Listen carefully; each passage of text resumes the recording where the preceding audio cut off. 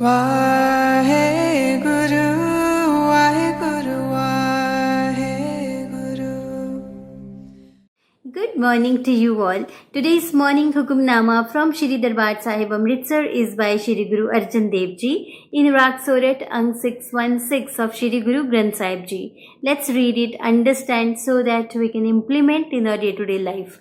Satnam Shri Vaheguru Sahib Ji Sorat Mahalla Panjwa. माया मोह मगन अंधियारे देवन हार न जाने. Infatuated with the darkness of emotional attachment to Maya, he does not know the Lord, the great giver. ज्यो पिंड साज जिन रचिया बल अपनो कर माने. The Lord created his body and fashioned his soul, but he claims that his power is his own. मन मूड़े देख रयो प्रभ स्वामी. O foolish mind, God your Lord and Master is watching over you.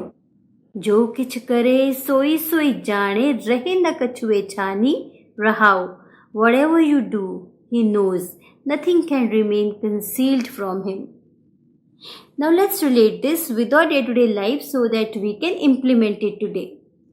ये एक बड़ी प्रैक्टिकल सी बात है कि हमें फ्रीडम की फीलिंग तब होती है when we have good shelter, nourished food to eat. हमारे पास सारी बेसिक एम्यूनिटीज़ हैं, हमारी मेडिकल नीड्स पूरी हो रही हैं, हमारी और वो लोग जो हम पे डिपेंडेंट है, हमारी family. But at the same time हमारे में एक जो सेंस ऑफ इनसिक्योरिटी आती है, जो सेंस ऑफ अटैचमेंट आती है, यहाँ पे हमें एक क्वेश्चन अपने आप से पूछने की ज़रूरत है दैट क्या हमारी वर्थ ज़ीरो हो जाती है even if we have not even a single penny in our pocket. हमारी वर्थ ज़ीरो तो नहीं हो जाती ना. तो हम इसके साथ जो अटैच हो जाते हैं, फिर हमें एक चीज़ बताई जाती है कि डिटैच हो जाओ. अब ये अटैचमेंट डिटैचमेंट में हम कंफ्यूज होके रह जाते हैं. अब यहाँ पे एक की है जो आप इम्प्लीमेंट करके देखिए, उस चाबी को लगा के देखिए, उससे आपको सेंस ऑफ फ्रीडम मिलेगी. Instead of getting detached with the things, let's get involved in life. Let's get involve in things. Because जब हम चीज़ों में इन्वॉल्व होना शुरू होते हैं तब हम फिर सिर्फ वही काम करेंगे जो हमारे लिए इम्पॉर्टेंट है. फॉर एग्ज़ाम्पल, हेल्थ में इन्वॉल्व हो जाएंगे तो हेल्थ मैनेजमेंट अच्छा हो जाएगा. फाइनेंसेस में इन्वॉल्व होंगे तो फाइनेंशियल मैनेजमेंट अच्छा होगा. रिलेशनशिप्स में अच्छे से इन्वॉल्व होंगे तो हमारे रिलेशनशिप स्ट्रॉन्ग बनेंगे. ओवरऑल जब हम अपने लाइफ की ऑर्गेनाइजेशन एंड मैनेजमेंट में इन्वॉल्व होंगे तो हमारी लाइफ अच्छे से मैनेज होगी और ऑर्गेनाइज होगी. फिर हम उन्हीं चीज़ों पे फोकस करेंगे जो हमारे लिए इम्पोर्टेंट है. अदरवाइज अटैचमेंट डिटैचमेंट इन चीज़ों में हम कंफ्यूज होकर रह जाते हैं. तो आज से इस चीज़ को इम्प्लीमेंट करके देखिए. Get involved with the things that are important to you. Now another aspect is that हमें सिर्फ एक ही चीज़ सिखाई जाती है, बिजनेस मैनेजमेंट. सारा कुछ का जो एक फंडामेंटल्स होते हैं वो होते हैं फाइनेंसिस, इकोनॉमिक्स. हमें लाइफ मैनेजमेंट नहीं सिखाई जाती where we need to balance out the various areas of our life which are important to us. तो कौन कौन से एरियाज जो हमारे लिए इम्पोर्टेंट होते हैं? ऑफ कोर्स हेल्थ और फैमिली और रिलेशनशिप्स और वर्क. अगर आप जॉब करते हो तो आपकी जॉब, अगर आप बिज़नेस करते हो तो आपका बिज़नेस. आप जो भी काम करते हो आप उस चीज़ में, जैसे मैंने बताया, इन्वॉल्व होके सारे एरियाज़ को मैनेज कीजिए. सिर्फ एक ही पॉइंट ऑफ व्यू से अपनी ज़िंदगी को ना मेजर कीजिए, that is economics. Try to see the overall management of your life which will actually make your life very beautiful because here you are trying to balance out your life. अब आप इस चीज़ को भी कभी note कीजिए कि जो लोग हमें लगता है कि लाइफ में फेल हो गए हैं वो भी परेशान है, बट जो लोग सक्सेसफुल हैं वो भी परेशान है. हमें लगता है कि वो बहुत सक्सेसफुल है, that actor was highly successful, that businessman was highly successful, still उसने सुसाइड कमिट करा। बिकॉज यहाँ सक्सेस की डेफिनेशन हर किसी के लिए अलग अलग है।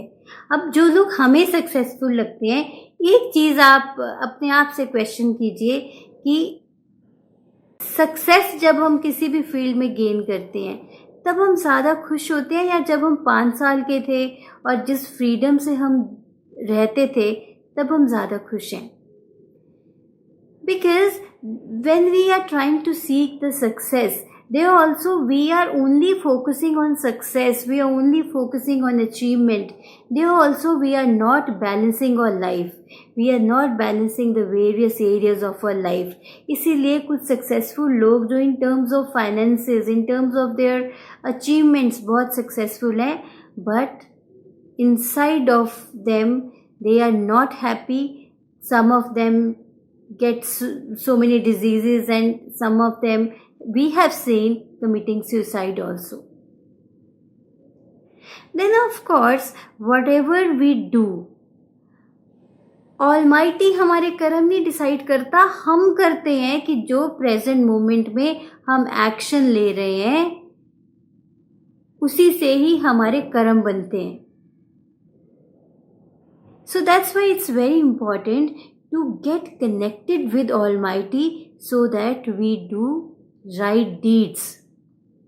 That's why it's beautifully said. Man moode dekh rahe ho Prabh Swami, O foolish mind, God your Lord and Master is watching over you. Jo khich kare soi soi jaane, rahe na kachue chhani rahau. Whatever you do, He knows, nothing can remain concealed from Him. तो चाहे कोई भी ना हमें देखे, हमारे खुद conscious तो हमें देख ही रही है ना कि हम कर क्या रहे हैं. That's why the connection with higher power, highest being of ourselves is very important, so that we take the right actions. Because अभी हम अगर अच्छा एक्शन लेंगे, ठीक एक्शन लेंगे, तो हमारा नेक्स्ट मोमेंट उसी से ही डिफाइन हो रहा है. तो आज एक प्रैक्टिस करते हैं. आज चीज़ों से डिटैचमेंट और अटैचमेंट का ये जो चक्कर है, इसको छोड़ के गेट इन्वॉल्व विथ थिंग्स. आपके लिए जो जो भी इम्पोर्टेंट है उसको अच्छे से इन्वॉल्व होके कीजिए, उसको अच्छे से उस चीज़ में इंटरेस्ट लेके कॉन्शियसली अवेयर होके वो एक्शंस लीजिए. And get connected to almighty so that you take the right actions. You are aware कि आप कर क्या रहे हो और इसका इम्पैक्ट आप पे कैसा होगा. आज इस चीज़ की प्रैक्टिस कीजिए. Take care, love you all, be balanced, be happy. Wahe Guru.